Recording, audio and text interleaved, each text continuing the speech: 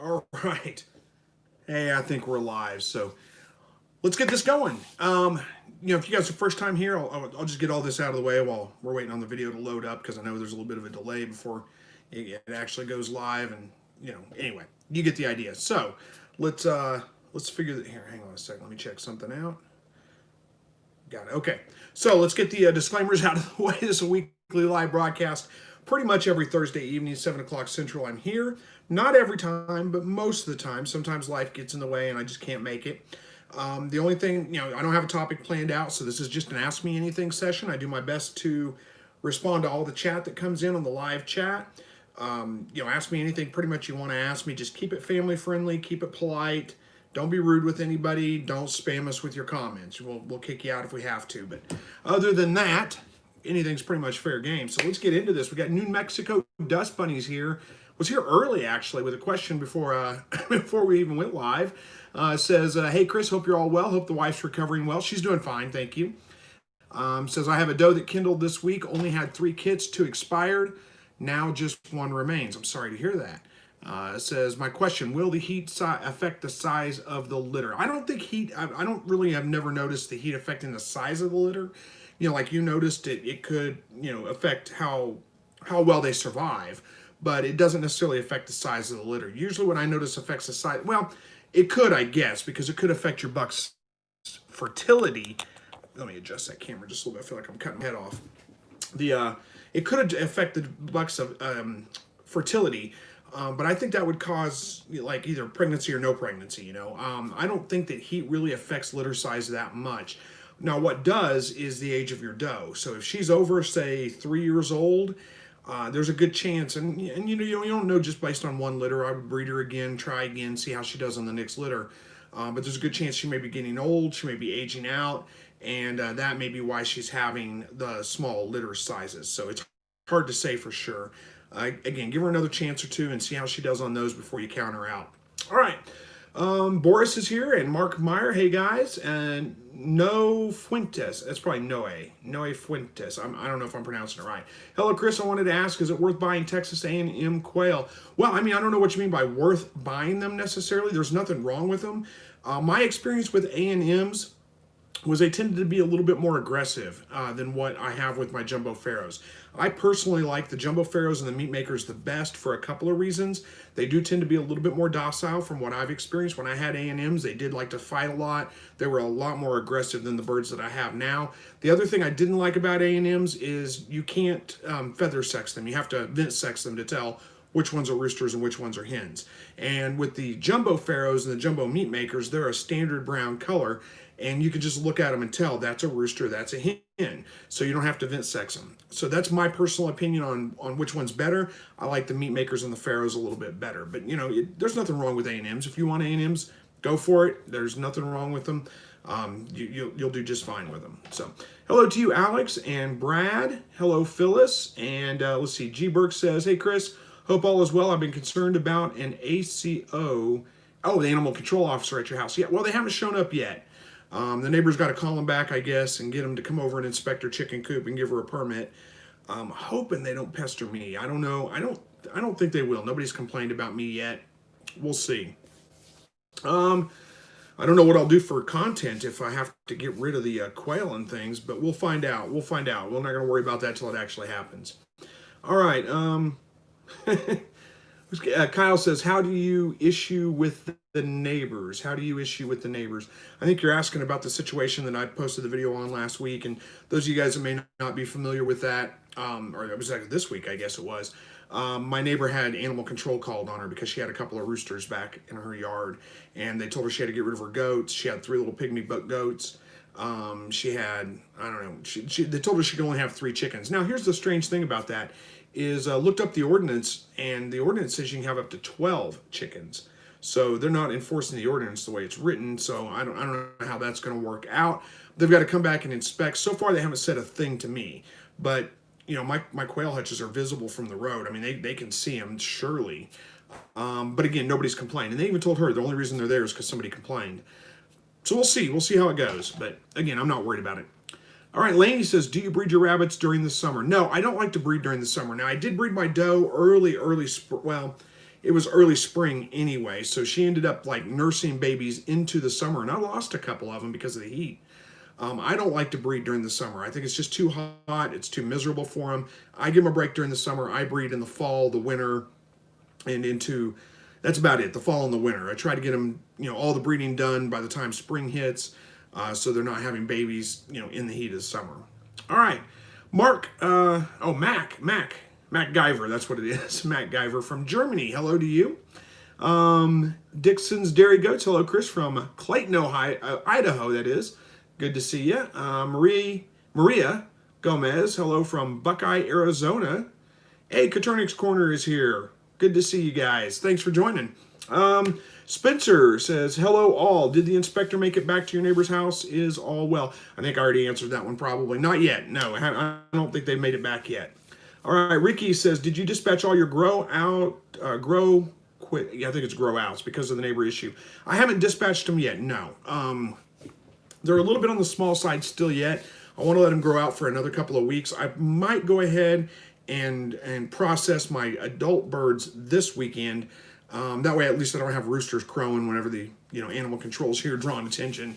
The young ones aren't quite old enough to start crowing yet. I don't know. I may or may not. Who knows? We're going to see. Chris says, good evening from Arkansas. Awesome. I love Arkansas. It's one of my favorite states. Rachel says, evening all, and Chris, good evening to you. Rod from Ontario, good to see you. Lainey says, my buns, there we go. My buns don't eat near as much in the heat, so I think mine grow slower. Yeah, that could have an effect on it. Make sure they have plenty of water. If they don't have water, rabbits won't eat. So make sure they have plenty of water, fresh water to get to. Make sure it's not, sitting in the sun where it's getting hot. That can affect their diet as well. I don't notice mine really slow down eating that much in the summertime. They just tend to eat at night. They don't eat much during the day. In fact, during the day, they don't do much of anything but lay around. And I just kind of leave them alone. I try not to pester them too much during the heat of the day. All right. Kentucky says, hey, y'all. Kentucky Green Thumb. Good to see you. Thanks for joining. Henry, hi, Chris. Say you did not raise meat rabbits. What would your favorite rabbit breed be?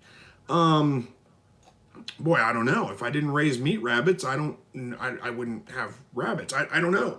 It's a good question. If you're talking about like pet rabbits, I'm not a pet rabbit guy. I don't know.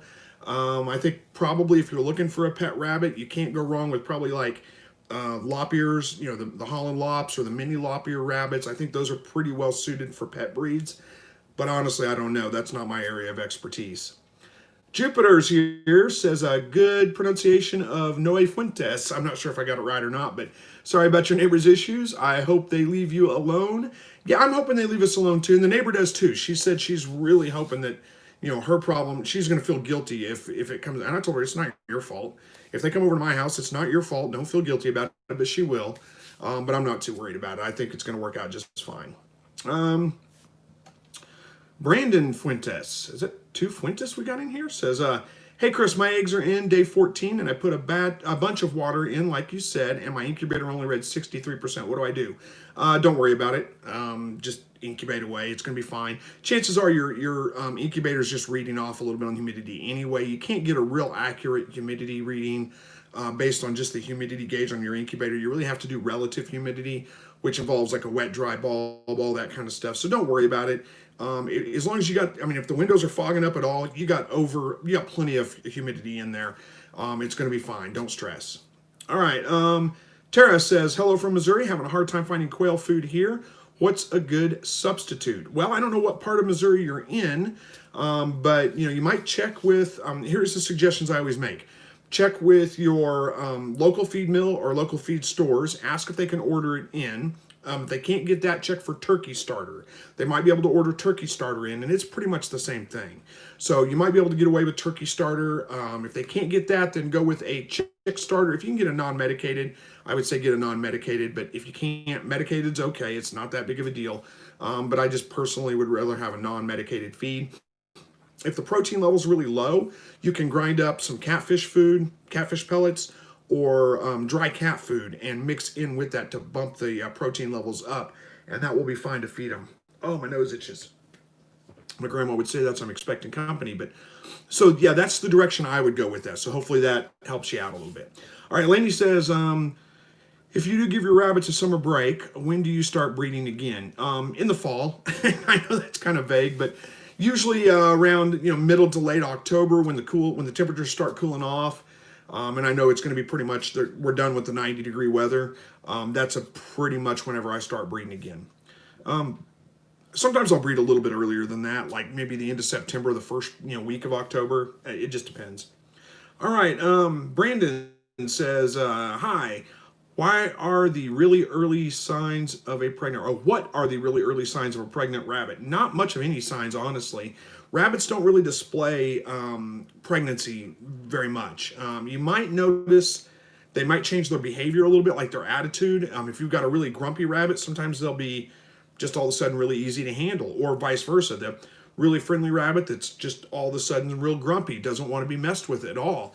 Those are some of the early signs. If you're really good at palpating, you can palpate a doe, which is basically feeling her abdomen for the babies. It's just really tricky to do. I wouldn't, it's not something that, just because you didn't feel anything doesn't mean there's nothing there. So that's not really a for sure thing. Unfortunately, there's just not a lot of signs of a rabbit that the rabbits show they're pregnant. Most people don't even realize they're pregnant until they have babies, unless they bred them on purpose, of course. One thing you can do, but this doesn't come until like towards the end, usually about the last couple of days of pregnancy, if you throw a handful of straw in the cage and she'll pick it up with it hanging out both sides of her mouth and run around the cage with it, it'll be pretty obvious. That's almost a for sure sign she's pregnant. She's looking to build a nest, probably going to have babies that day or the next day. But again, that's not an early sign, so I don't know that I can help you out much with that. There's just not much, there's no way to know for sure, early on if a rabbit's pregnant or not. There are a few people that say that if you take a rabbit after she's been bred, give her a week, put her back in the male's cage, and if she is, reluctant to breed, doesn't let him mount, acts aggressive towards him or whatever, that could be a sign that she's pregnant. But I think that's unnecessary trauma to put on the buck and her. So I don't do that personally. I just kind of count on, if I bred the rabbit, it's bred. I just assume it's going to be pregnant, and so far I've never been wrong. As long as you see the fall-offs, they're usually pregnant. All right. Derek says, hey, from Tucson. Awesome. Good to see you. Alex, I have 12 quail that are 7 weeks old. 2 of my hens are already laying at 6 and 7 weeks. That's a little bit early, so fantastic. Congratulations. All right. Dennis says, hi, Chris. How do you treat diarrhea in baby rabbits that are about 3 weeks and still nursing from their mom? Boy, you got to get on that quick. Diarrhea can be a killer in rabbits, babies or not, but especially babies. What you would normally do to treat diarrhea is just pull the pellets, feed them just an all hay diet. Give them plenty of fresh water. You can mix electrolytes in, like Pedialyte, that kind of thing, into the water to give them a little bit of a boost that way. Generally 3 weeks old makes me wonder if the mother is not producing enough milk for them.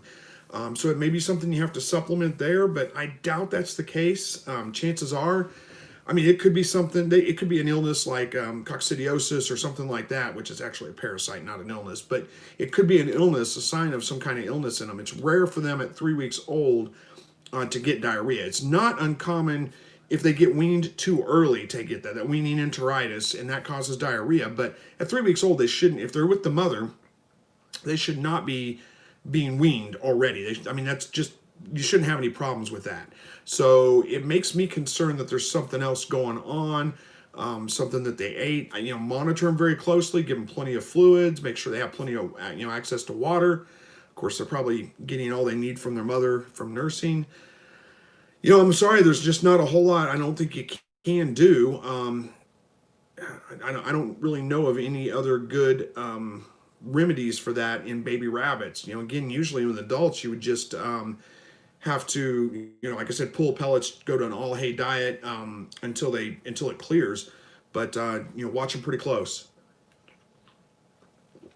I wish I had better advice for you, but without getting a vet involved, which would be prohibitively expensive probably, I really don't have a whole lot I can give you with a 3-week-old rabbit. All right. Noah says, do Texas A&M quail lay eggs every day or on season? Well, they're just like any other Coturnix quail. As long as they have 14 hours a day of light, they're going to lay eggs pretty much every day. You can add light in the wintertime when the days start getting shorter to keep them laying longer. I do find that even with adding light, usually the last couple of weeks of December to maybe the first couple of weeks of January, they pretty much stop laying anyway. The days are just too short, even with the added light. But they're just like any other Coturnix quail. As long as they have the light, they're going to lay eggs. All right, Chris from South Carolina. Good to see you. Thanks for joining. Hello to you, D. Bales from Nevada. Nevada? Is it Nevada? I always get confused with that because we have a town here not too far from here called Nevada. So I always call it Nevada, but it's Nevada. I'm sorry. David says, hello from Augusta, Georgia. And Dixon's Dairy Goats. I got 49 jumbo Coturnix quail eggs from an NPIP seller less than 100 miles from me. The eggs were back east, do not have a great hatch rate, and I think it's from traveling so far, hoping they hatch. Well, good luck. I hope they hatch too. Maybe, I've had pretty good hatch rates on shipped eggs and things like that. Maybe, there could have been, bad temperature fluctuations or something like that during the travels that affected them. It's hard to say for sure, but all right, Judge Wood from Paradise, California is here. Good evening. Richard Carpenter from Orange Grove, Texas. Good evening to you. Noah says, I have 4 Coturnix quail, 1 rooster, 3 females. Should I add more to the little group or leave it like that? It's up to you. Whatever you, it depends on how many birds you want. 4 quail and 1 rooster and 3 females. Yeah, okay, 1 rooster and 3 females, that's a pretty good ratio. I usually go 1 rooster to every 4 to 5, but 1 to 3 is not bad. That's pretty good. If you want a bigger flock, go ahead and expand it. It's up to you. Now, me personally, I think I would probably give at least a couple more hens and 1 more rooster. And the reason I would do that, you could even do 5 hens and 2 roosters if you wanted to, and you don't want a lot of birds. The reason I would do that is because with only 1 rooster, if something happens to that rooster, you're done.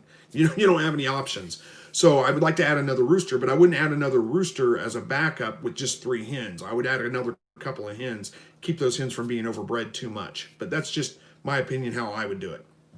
All right. Owen says, hi, how are you doing? I'm doing pretty well, thanks. Hopefully you are too. Lisa Nealon says, hi from Connecticut. You were great on Coturnix Corner Live. Well, thank you. I appreciate that. And thanks to Terry for having me on there. Netham says, I have a female quail that is constantly fighting my male quail. What do I do? Boy, that's a tough one. A lot of times those aggressive birds are the hens. Most of the time I found the hens tend to be more aggressive than the roosters do. So, there's a couple of things you can do. Well, really only a couple of things you can do. If you have more birds, you can try mixing those other birds in, put her in with a flock of, existing established birds, and they may put her in her place. That may help a little bit with that. You can try to, honestly, what I would do if it was me and you have other hens, I would eat her. That's just my opinion, and that's what I do with birds that are aggressive. I don't like to pass those genes on to other birds in my, to the babies that are going to be my breeders in the future. So I don't tolerate a lot of aggression. I just call it from the flock, whenever I notice it. But you can try, like I said, put her in with another group of birds that are established, let her be the stranger, and let them kind of put her in line, so to speak.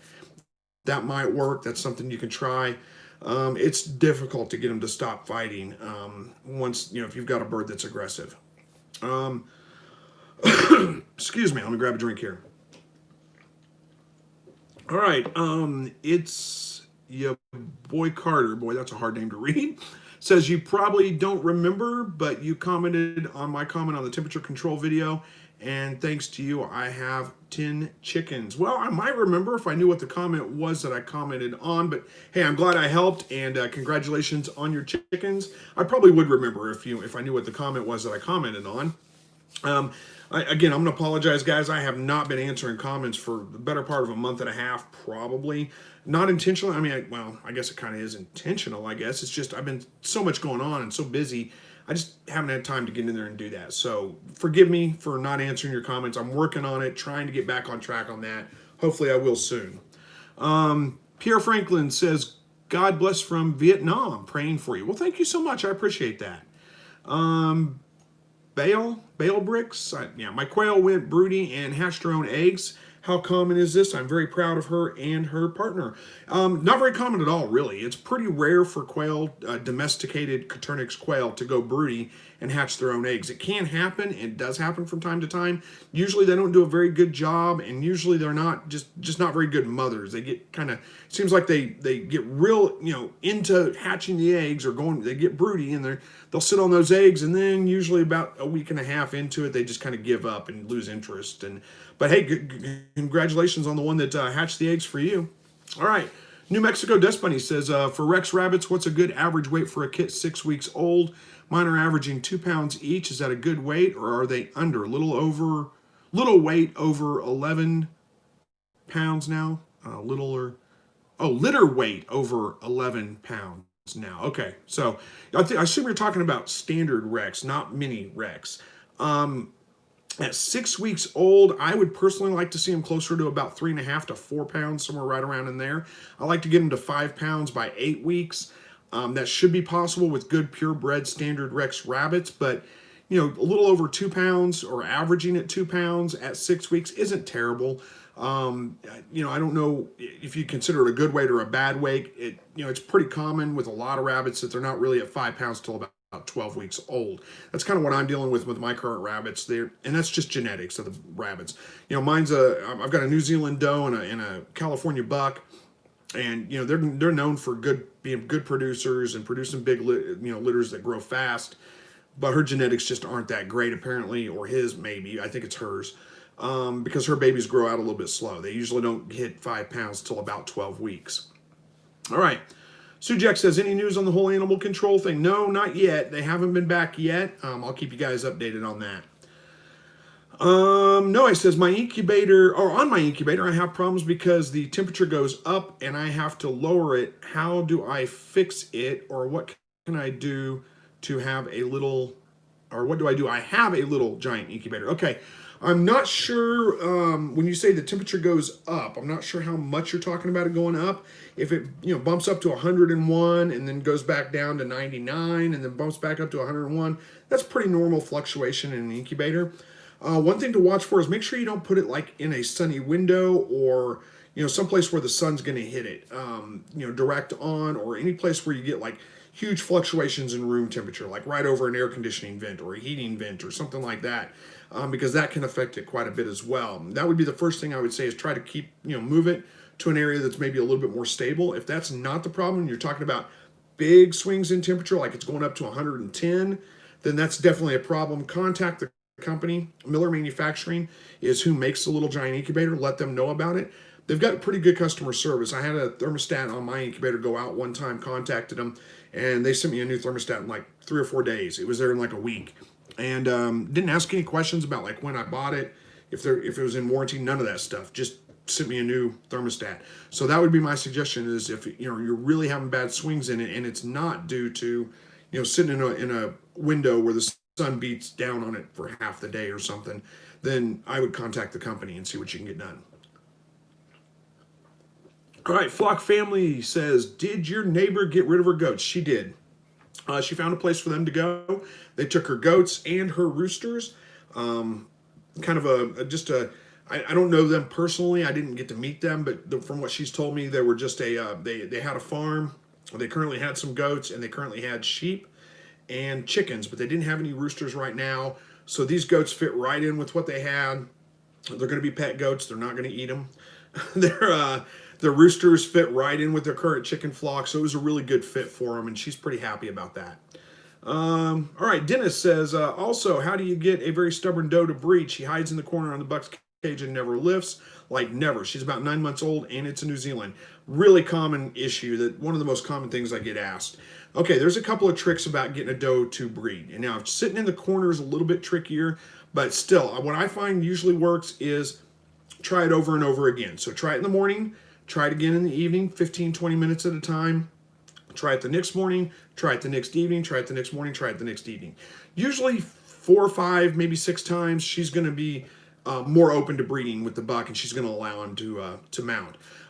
You can physically pull her out of the corner and put her maybe in the middle of the cage and kind of hold her there. Sometimes that works, but I prefer not to do that. I think it's a little traumatic on her. Just doesn't feel right, to me to force breed a rabbit. I don't know why. Maybe it's just, I don't know. Just seems wrong. So I'm not saying it is. It just doesn't sit right with me. And whenever I tried to do things like that, another thing you can do that I have no idea why it works really well, but people say it works. They swear by it. Is take the rabbit, put her in a pet carrier, and throw her in your car and drive her around the block a couple of times, and then bring her back and throw her in the box cage. I don't know why that would work, but people swear that it does work. So you could try that as well. That's about all I got for you on that one, but usually one of those two things is going to work. Brody says, hey, I have a small collapsible fence that I let my rabbits go into the yard for an hour-ish a day each. My rabbit is in it now, and you're keeping me entertained while I'm keeping an eye on her. Thanks. Awesome. Sounds like a spoiled rabbit. I need to get one of those fences and let my rabbits out, I guess, every once in a while. I don't think they'd really care, though. I mean, they might. I mean, who knows? Rod says, do you adjust lighting to have your hens lay year-round, or do you give them a break? I have lights on timers that they just stay on all year long. I just leave them on all the time. Not on all the time, but they come on at like 4 in the morning. They go off at 7:30 in the morning when the sun's up. I do adjust those a little bit, so as the sun starts coming up later in the day, they come on. They stay on longer. Anyway, try to give them 14 hours a day all year long. But again, they really stop laying for the last couple of weeks of December, the first couple of weeks of January. So there's usually about a month and a half that they stop laying. If it's a really cold winter, and we're going to have an extended time below freezing, we have pretty mild winters here in Missouri. We do get cold, but usually it's only for a couple of days at a time. It's not extended for weeks on end. If I know that there's a cold front coming, or that I'm seeing the forecast where it's going to be cold for below freezing for a month or more or whatever, I'll turn the lights off and just let them have a break, because the eggs are going to freeze anyway, so it's not really worth it.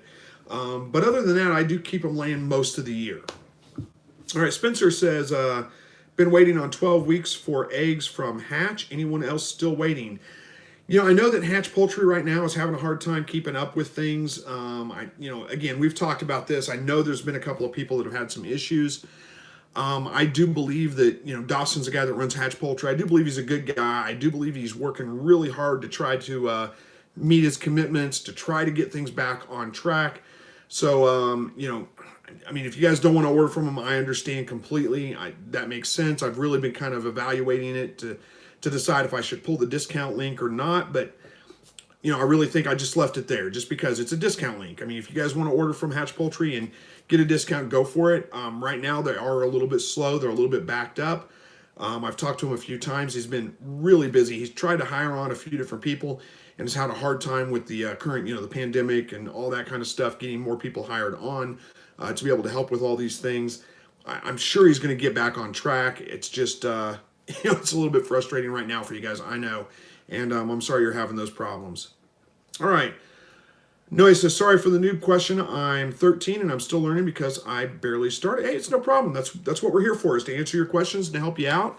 So I think it's awesome that young kids want to get into raising their own food. And 13, you're a young kid to me. You're not that young of a kid, I guess, but it's I'm glad you're out here trying to find the answers for yourself. That's fantastic.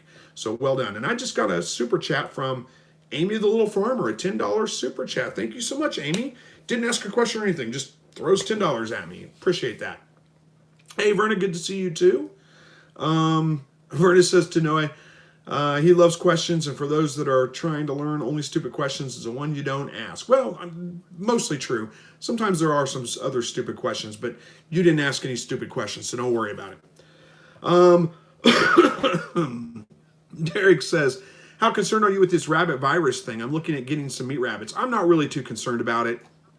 I know that it's been reported, but as far as I know, it's not a huge issue yet, and I just don't think it's going to be that way. So I'm not really too worried about it. All right, Michael says, everybody from Big Mike and the family from Long Island. I missed the last week or two, but watched the replays, so don't count me tardy.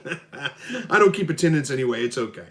Annette says, hello from God's country, a.k.a. Scandia, Michigan, just south of Canada. My first ever quail eggs arrived today. Started to calibrate the incubator. Thanks for your advice. Awesome. Good luck with your hatching. Hope it goes well. Amy the Little Farmer, there you are, says multiple questions. I have so many eggs Any suggestions? I found out about water glassing, long-term storage in lime water. I'm kind of familiar with water glassing. It says the eggs will last up to 1 to 2 years. Just put 13.5 dozen in today. Yeah, what to do with all the eggs, right? Well, you know, I have the same problems. I really, a lot of times I'm overwhelmed with eggs. They're just producing more than I can eat. Now, if you live in town like me, a good thing to do with them is give them to your neighbors. It's a good way to make them not complain about you. So, you know, I think they feel guilty if you're showing up with fresh eggs and giving them eggs, and then they're like, I call the animal control or whatever. That's a good thing to do with them. Just give some away. If you got family members, friends, or whatever, give them to them. Let them enjoy them too. I know I've heard about water glassing as well. I've heard some concerns about it, whether it's actually safe or not. I haven't looked into it that much, so I don't know. I've just never found a reason to try to store eggs for, multiple years. I mean, I get eggs every day. I don't know why I need to store eggs for long term. Some of them go to my dog as well. My dog gets, eggs every couple of days or every day sometimes. They're good for him. So, that's it. I give away what I can't eat, and before it goes bad, just give them to the neighbors, give them to family, give them to friends, let them enjoy them too. All right, Williams Family Homestead from North Georgia there. Good to see you. Thanks for joining. Ginger Beard says, good evening, Chris. Hope all is well. I have a question. I have 3 hens, a roux in 1 cage. Fairly often, I get 4 to 5 eggs a day from the cage. Is that uncommon? Not really. Probably what's happened is you didn't get an egg the day before. It's, we talk about quail laying an egg a day, but they're actually on a cycle. So it's, hang on a second, let me check something here. There we go. They're actually on a cycle that it's not necessarily 24 hours. It's probably like 17, 18 hours. Every 17, 18 hours, they lay an egg. So every once in a while, you're going to get 2 in a 24-hour period. And depending on when you collect eggs, that's just how it's going to work. So it's not really that uncommon, especially when they're young and they first start laying eggs and get into their normal cycle. After the first couple of weeks where they're real sporadic, then they just lay like crazy, it seems like, for a while. So yeah, I would say it's not really uncommon. All right, Rachel says day 5 in the incubator for the eggs, and we're just waiting on getting meat chickens, etc. Well, good. Good luck with your eggs. Hopefully you have a great hatch. Buster Unknown says, hi from Oklahoma. Oklahoma is just 15 minutes from me, depending on what part of Oklahoma you live in. Berna says, Buster, good to see you again. I agree. Good to see you both. Bale Bricks says, hi from New Jersey, by the way. Awesome. Or New Zealand. I'm sorry. I read that completely wrong. New Zealand.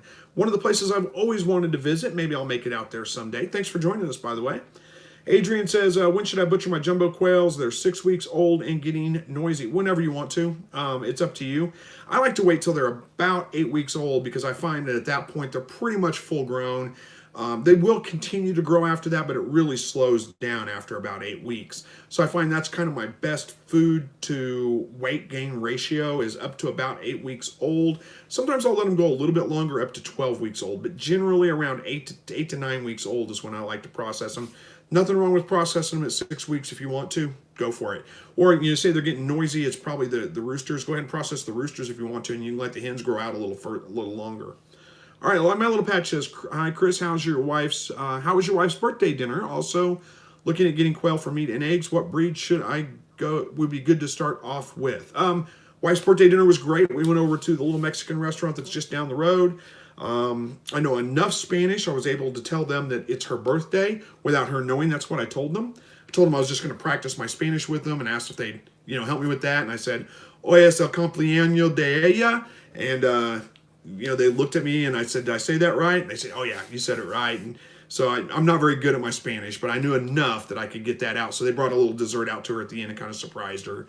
They didn't bring out a silly hat, put on her head and sing to her or any of that kind of stuff.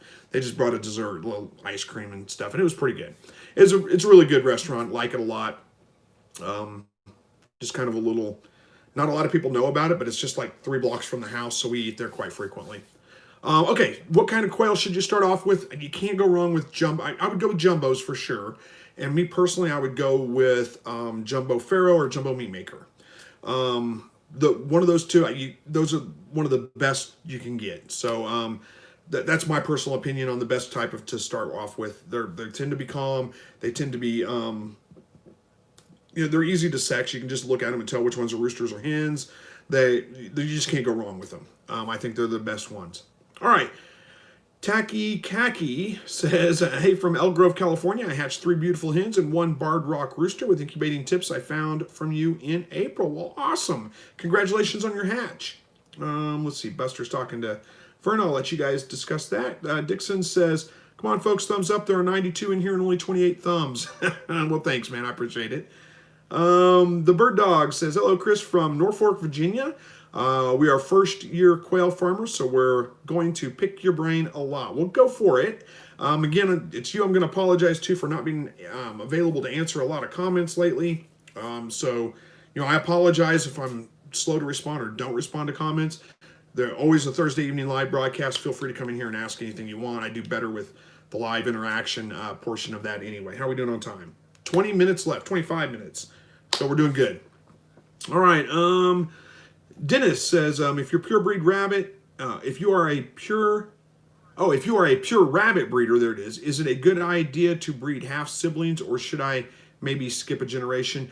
Don't feed, I don't know what you mean by skipping a generation. Don't breed siblings. If they've got the same mother or father, it doesn't matter if they're, don't breed them. No, that's a bad idea.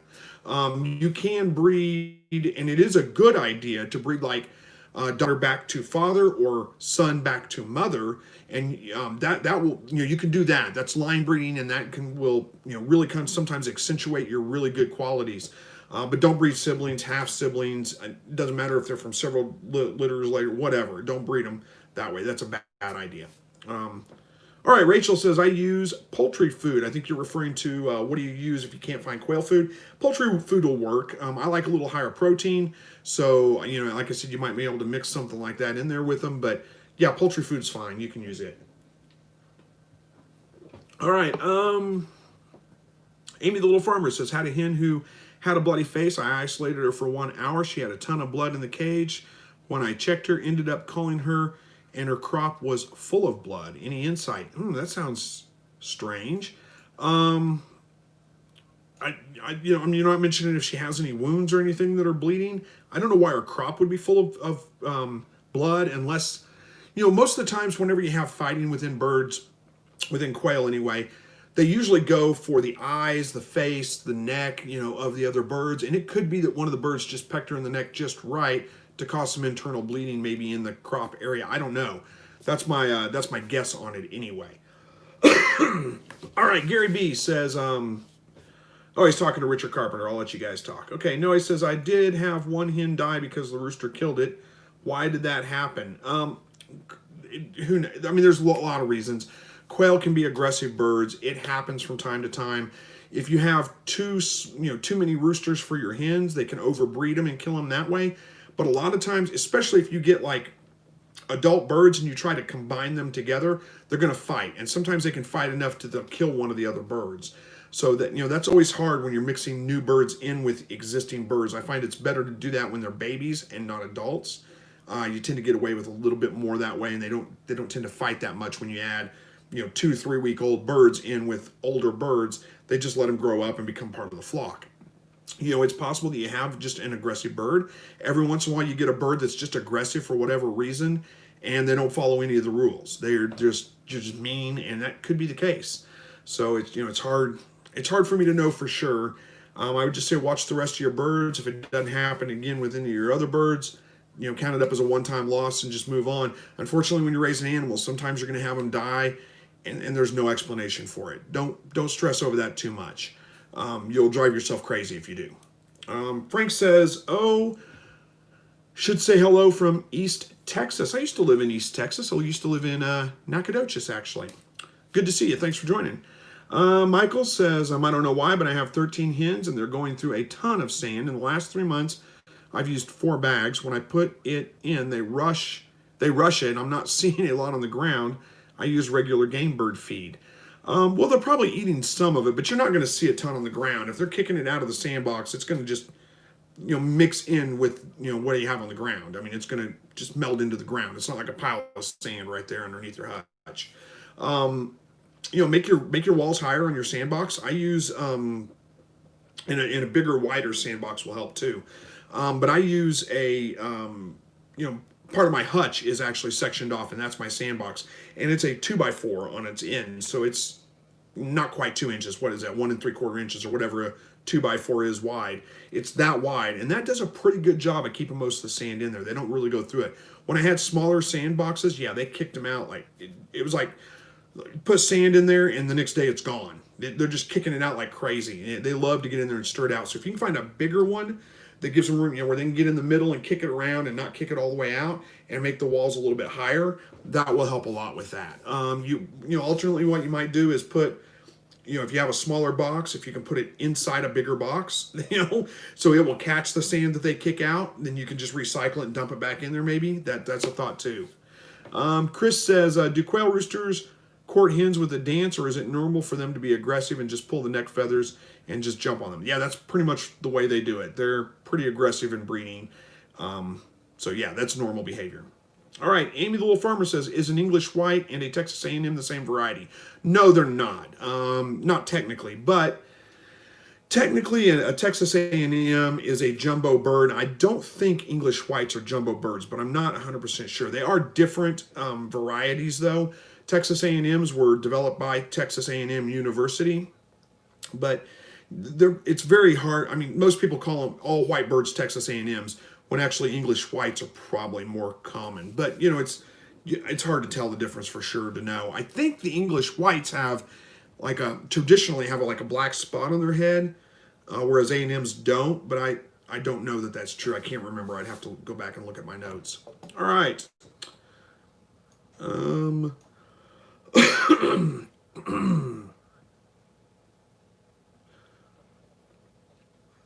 Where are we at here?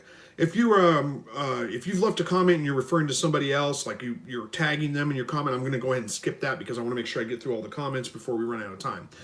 All right, Jeannie says, finally made it to a live. Well, thanks for joining. I appreciate that. And she says, y'all have troubles with breeding. I have troubles with not breeding my does. So you having like a colony setting or something where they're just out and about all the time, then yeah, you're going to have problems with not breeding them. Or if you have wire cages where they share a wall between a male and a female, they can breed through the cage, and they will quite often breed through the cage wall. So yeah, it could be difficult for sure. But yeah, honestly, getting a doe to breed, they don't always breed like rabbits. They're not always real receptive to breeding. One thing I forgot to mention earlier when we were talking about that is, if you have the option, if this doe is like that all the time, chances are she's a first-time doe. I think you said she was 9 months old, so it's probably the first time you've bred her. See how she, if you can get her bred one time, see how she reacts in the future. And if it's always a work, if it's always trouble, if it's always difficult, she never wants to breed, I would get rid of her and get another doe. It's so much easier when you can just, like my doe now, one of the reasons I keep her, even though the grow outs rates are pretty slow, 12 weeks instead of 8, is when I throw her in the cage, she lifts for the buck every time. Breeding's done in 10 minutes, and she's back in her hutch. That's one of the reasons I keep her. It's nice when you have a doe that's willing to breed when you want her to. So Charger says, looking to raise rabbits. We like to go away on a long weekend. Is it possible to have a setup that has food and water last 4 to 5 days? Also 4 days between waste cleanup. Thanks. Yeah, it's definitely possible. Yeah, 4 to 5 days is not that long. I've got a 5-gallon bucket that I use for the watering system, and that works. That keeps water in it for a week probably, or more. If I've got just the 2 rabbits at the time, it'll keep it in there for longer than a week. And their feeders, I only give them about a cup a day, so you could definitely just fill them up. That'd last them 4 or 5 days. What I like to do though is just have my neighbor come over and check on them for me, or have somebody like. My son is going to do that for me when I'm on vacation in a couple of weeks. He's going to come over and take care of all the animals for me during the day. So that's kind of the preference that I have, just to make sure they're all checked on, taken care of. The worst thing would be, if for whatever reason you have an animal that just dies on the first day you're gone and you don't know about it until you get back. That's going to be a nasty, horrible thing to come home to, and not fun to clean up. So I would rather have somebody looking after them. But yeah, you could do it that way for sure. It'd be fine. All right, Michael says, hey, Chris, I know it's a bit random, but we'd love it if you could do a video on how to sharpen a knife or an axe. I did a video on how to sharpen a knife. Says, I know you're busy, so it's okay if you can't do it. It's something I've been struggling with. You know, knife sharpening is a skill and it's a tricky one. I did a video on how to sharpen a knife, but it was years and years ago. I may do another one. Honestly, what I've been using lately is a work sharp. I've got it right here. Let me grab it. Let's see. I have it plugged in even. The Work Sharp knife and tool sharpener. This thing's pretty nice actually. They make another version that's a Kin Onion version that has more angles on it, but this works really well. It can, you know, I can sharpen a knife on a whetstone, but it takes a long time. I mean, you're looking at 45 minutes to an hour to really put a good edge on a knife on a whetstone, hand sharpening it. And the trick is really keeping the angle the same the whole time. So when you run that knife across there, you don't have to push it down onto the knife or onto the stone that much, but when you run it across there, it's got to be the same angle every time you run it across there. You sharpen until you get a burr on one side of the blade, which is, let me pull my knife out here, I'll show you what I'm talking about kind of.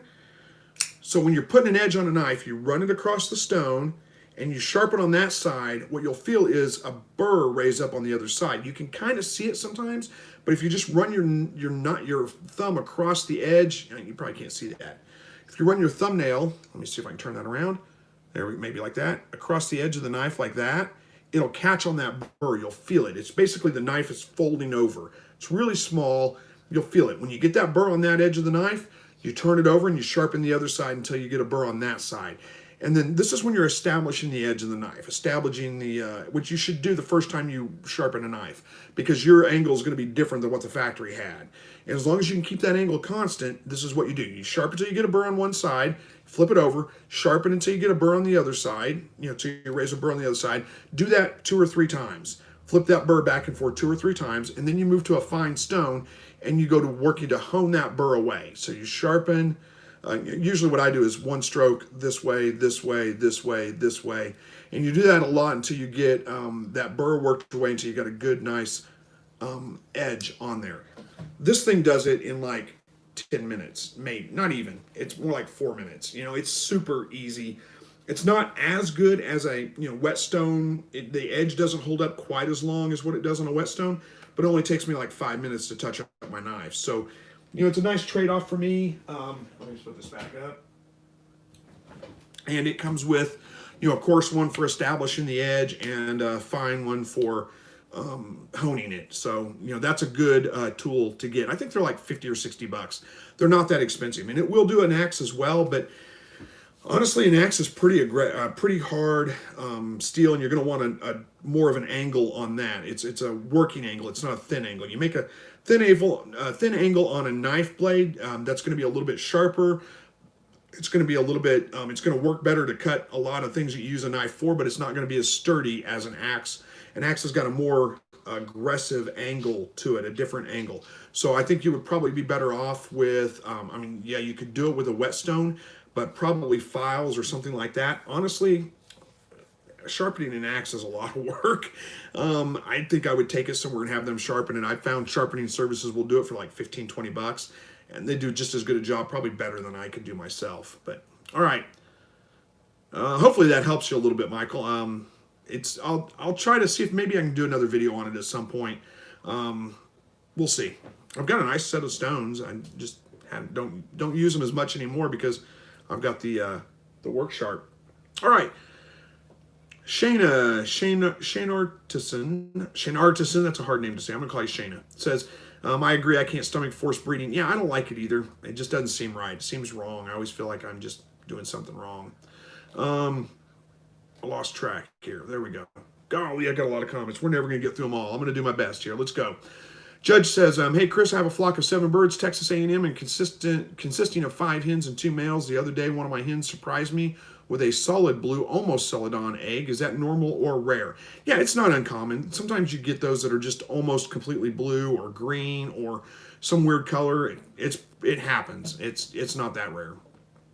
Jack says, one of my quail eggs is acting broody. My quail live in a pen in my garden. She usually sets a couple of days and then leaves her eggs. Is there anything I can do to help her stay on her eggs? I don't know that I have the answer for that. It's rare for the birds to become broody at all. And you know what you described is often what I hear whenever they do kind of look like they're going broody is that they lose interest after a couple of days or a week. I think if you had them in a natural environment, like on the ground, if you had a way to keep them on the ground with plenty of brush cover and all those kinds of things, they probably would have more of a chance of becoming broody. But that's really tricky. That introduces other problems too. So I don't know that I have a good solution for that, unfortunately. I haven't found one anyway. Gingerbeard says, I've heard people taking their female hunting dogs for a car ride before they breed them to put them in the mood.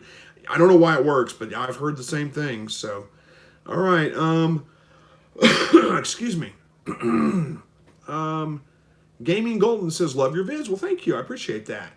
Jack says, that's a good idea. I'll try that. I'm not sure what you're referring to exactly, but hopefully it works.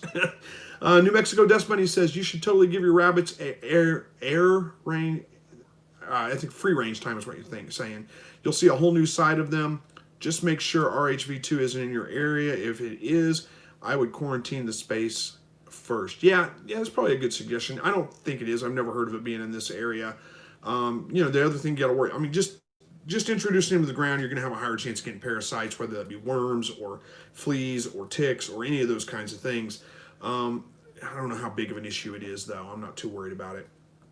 All right. Michael says, just curious, if you were a survival situation, what could be used to feed quail if for some reason the feed stores closed down? 2020 has been a crazy year, so I'm trying to think outside the box. Yeah, good thinking. You could harvest, lots of different wild grains and things. What I would do, I think at that point, if I couldn't feed them, is I would try to build, some kind of huge, outdoor pen for them and let them pretty much just free range and feed themselves as much as they could. Assuming you could still get things like dry cat food, you can grind that up and feed that to them to help supplement that. I'd have to think on that one a while. That's a little too big of a topic, I think, to try to get into here, and I don't know all the answers, so I don't know. Maybe it's something I'll research and see if I can provide a better answer for later, but yeah, you kind of stumped me on that one. That would be tricky. Jack says, thank you. You're welcome. And Dan says, what's up, Chris? Not much, man. Hopefully you're doing well. Joe says, let's see. My quail have been of breeding age for about a month. Doesn't like many eggs are fertile. What do you think is up? It could be a number of different things. It's hard to say for sure without knowing a lot of details. How many roosters do you have? How many hens do you have? A month, I would think you'd be getting pretty good fertility by this, assuming you've got one rooster for every 4 or 5 hens. You may just have to give them just a little bit longer. If you're saying it doesn't look like the eggs are fertile, they may be anyway. It may just be you're having a hard time seeing that little bullseye dot around the white spot on the yolk. It can be a little bit tricky to see sometimes. So it may be that you're just getting better fertility than you think, or it could just be that maybe your eggs, maybe your hens matured faster than your roosters did. There we go. I had a hard time coming out with that. And maybe they started laying eggs a little bit before the roosters started really breeding. So maybe you're actually only 2 weeks in instead of a month in. It's hard to say for sure. Just give them a little bit of time. They'll probably start producing fertile eggs, or start collecting them up and try to incubate them and see what you get in the meantime. All right, Gaming Golden says, hey, I'm 11, and thanks for helping me with my quail. You're absolutely welcome, and thanks for joining the live broadcast.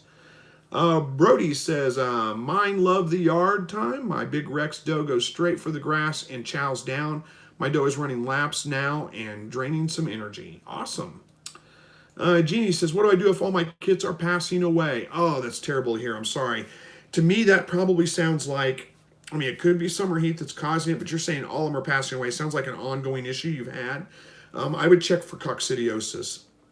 And I know it's kind of gross, but, sorry, I'm drying out here. Get another drink. I know it's kind of gross, but what you would do is take one of those babies that has passed away, open it up, check the liver for white spots on the liver. That would be one thing that you could, millet's a good answer. I don't know who said that, for feeding quail naturally. Yes, millet is part of that, yes. Where was that, Jeannie? I'm sorry. So yeah, check for coccidiosis, white spots on the liver. It's actually a parasite, and it can be devastating to young animals. So, you can get a medicated feed if that's the case and try that out.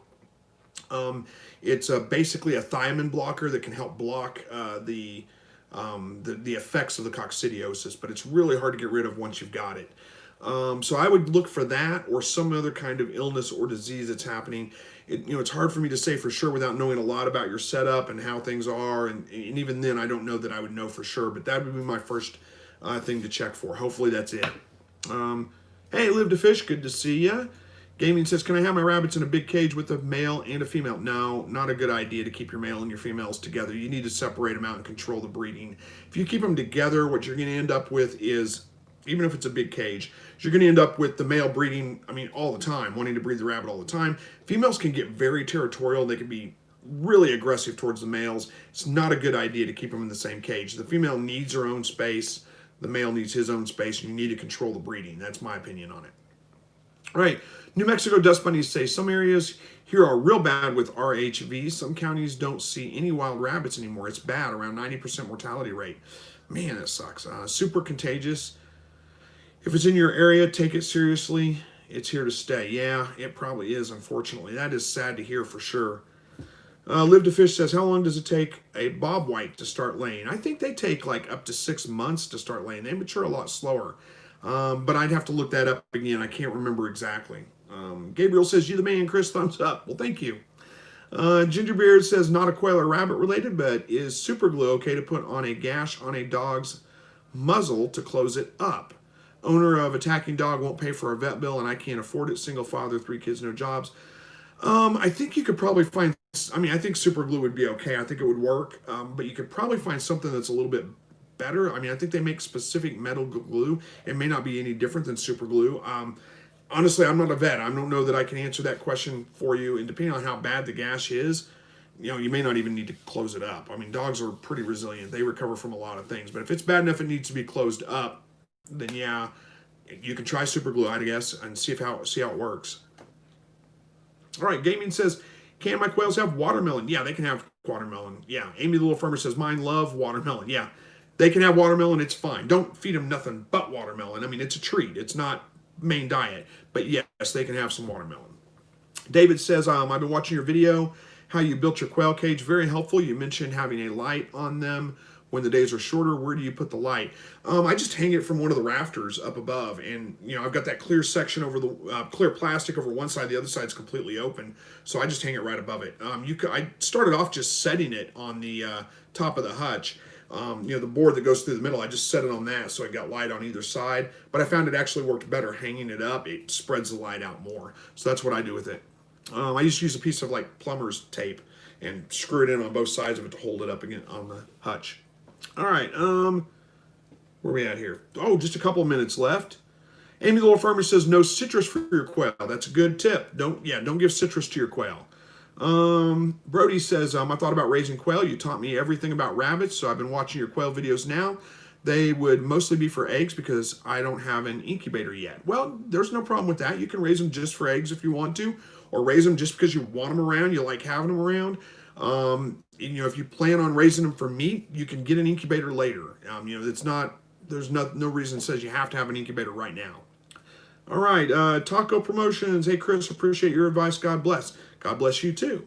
Live to Fish said, did the animal control end up going to the property? They haven't been back yet, so no, they haven't yet.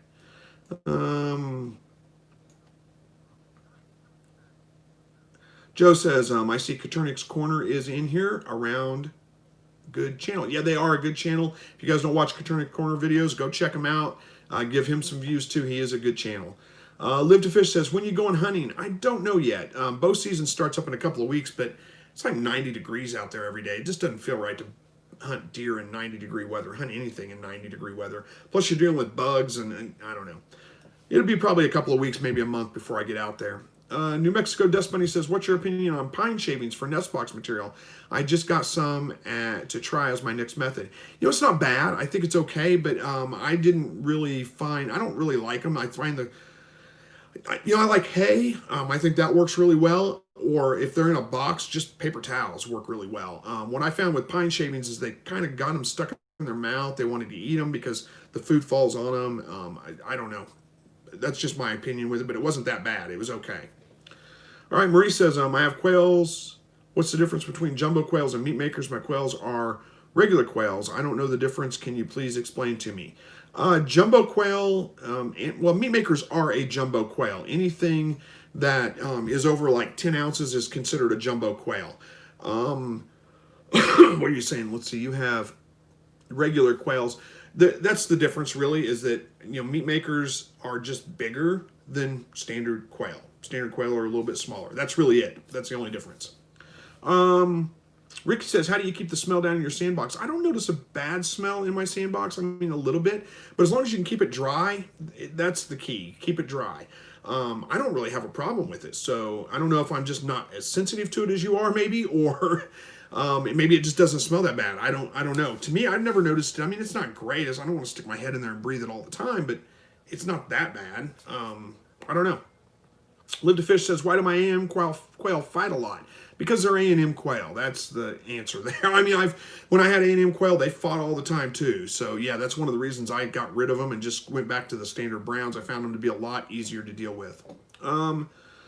Let's see, where are we at? Oh, we are out of time, guys. Let's see, another riddle. This thing, all things devour birds, beasts, trees. I don't have time for a riddle tonight. Sorry, Gabriel. I'm going to skip that one because I want to get one or two more comments answered.